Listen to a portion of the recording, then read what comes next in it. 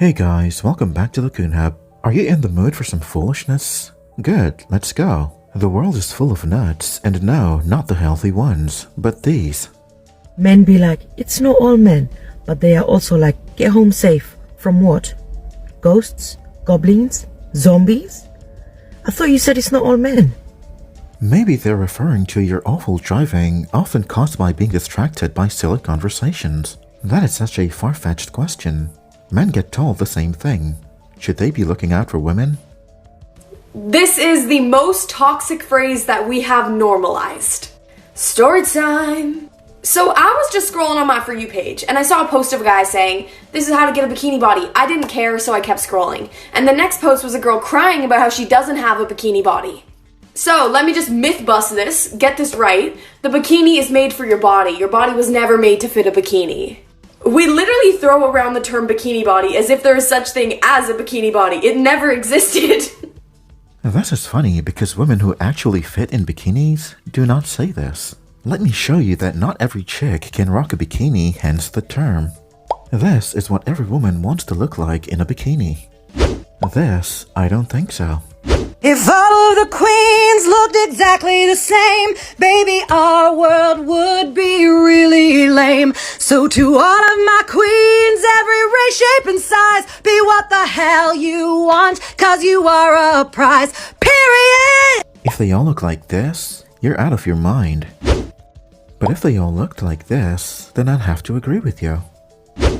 Is it all your fault because of your anxious attachment style, or are you having a normal reaction to a partner that doesn't communicate, sends mixed messages, bails without warning, won't validate you, gives no reassurance, isn't affectionate, never initiates, is flaky, breaks promises, flirts with everyone, won't commit, can't express their feelings, is never accountable for their actions, makes you feel like crap, constantly criticizes you, strings you along, won't go to therapy, and can't meet your needs?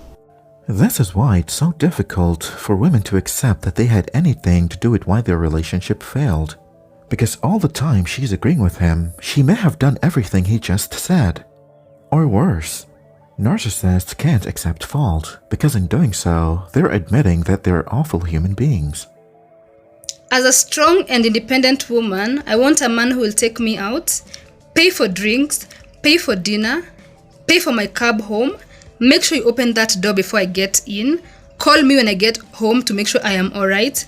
When we start dating, please pay my rent, take care of my hair and my nails. When we get married, I want you to take care of the kids, pay the school fees, pay for the house. And since we believe in equality, remember you'll also help me cook, clean, change the diapers, clean the dishes, because sometimes my nails will be too long to do all that work. And remember, I don't need you. I'm strong and independent. Allah, idiot. You're sick. You need help. This is literally what independent means to modern women. I can do it all by myself, but I'm too lazy, so you do it. So with all these demands, what exactly will she be doing for a man? Laying in bed like a hospital patient? Men are now demanding more from women, and women are finally realizing how inadequate they are, because they weren't taught anything.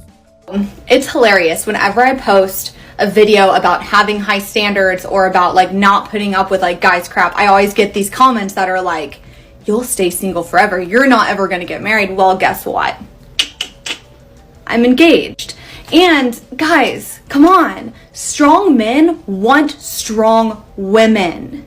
If you're a weak man, you're going to go for a weak, vulnerable woman. And guess what's strong? Kindness, gentleness, grace, putting other people before yourself. Those are strong qualities.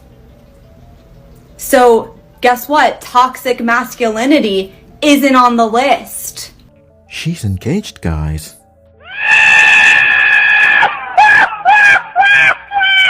Gee, I wonder what is so wrong about a woman tearing down some walls, being vulnerable to attract the man she wants. She might want to share with other women how she got engaged.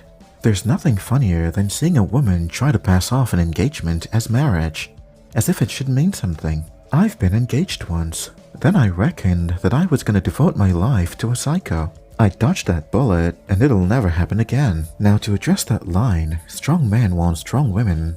Stop telling the world what you wish to have, lady. The truth is that strong men want feminine women. one that allows him to lead without being overly opinionated. And for a man putting others before himself? No, I'll only do that for my child at this point. This message is for all you men out there who have a genuine problem when a guy dresses like this. Honey, are you okay? What's wrong? Are you so invested in your toxic masculinity that you can't appreciate good fashion? Listen, Chad, I know you were taught at a very young age to be repulsed by femininity, and that's not your fault. But you're a big boy now, and it's time to start breaking down those barriers. Femininity is not repulsive, it's beautiful. Dresses are beautiful. Makeup is beautiful. Jewelry is beautiful. Getting your nails done is beautiful. King Harry embraces and values femininity, and we expect you to do the same. I didn't expect the world to be filled with so many nuts. Did you hear that, guys? She expects you to be what she's not attracted to. Oh, the poor thing might be lonely and need a playmate. If you want to hear these women being honest, catch them around their peers talking about the men that get their motor running. You can rest assured that the guy she wants to marry her is not what you see on the screen here. Today I wanted to talk about toxic femininity because it is extremely real, but it's also very widely misunderstood. So when we think of toxic femininity, we typically think of women accusing men of things that they didn't do. And while this can definitely be the case, and it does happen, it doesn't happen nearly as often as people think that it does. Because survivors of real assault, when they come forward, they're often not believed and they're even scrutinized. Typically, toxic femininity isn't actually weaponized against men all that much because there isn't very much power in it, believe it or not. More often than not, I see toxic femininity weaponized against other women and against children. And when a woman does weaponize her toxic femininity against a man, it's usually through another man. This is pretty much what the Red Pill community is all about, because there's some truth to what she just said. Why do we avoid the horrible things women do like the plague, then try to make it seem less cruel and not that big of a deal if it wasn't done by a man? Well, they still won't care if it was done by a man. Will there ever be true accountability from women as they demand from us? What is it gonna take for women to finally see that all their problems is not men's fault? There's no addressing a problem if you can't acknowledge that there is one. Now, if you enjoyed this video, please let me know what you think in the comments below. Continue to hit those like and subscribe buttons as they help to get more people involved in the conversation. Thanks again for watching, and as always, be well.